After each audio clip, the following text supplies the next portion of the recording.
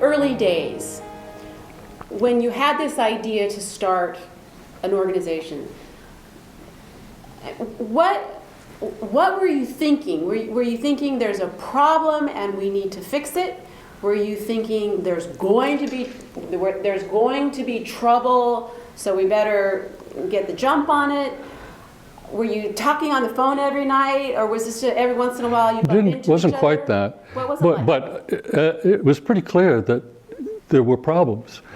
It was the late 60s was an era where you had, first of all, there was a lot of public discontent, not just with physicians.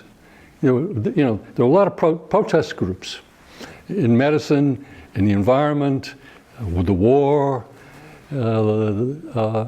and all you needed was a couple of high-profile cases like we talked about earlier today. I mean, they were in the news.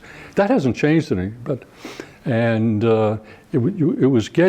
were coming from an era where the academic community was a little too secure in itself and believing that what they were doing was right, because they really thought they were.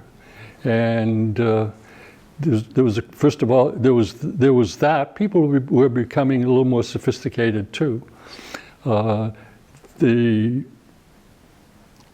science of medicine was changing. The recombinant DNA structure was discovered in 1953, and this was only like 15, 16 years later.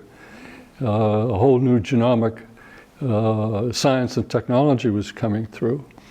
And also the healthcare system was changing, everything was changing.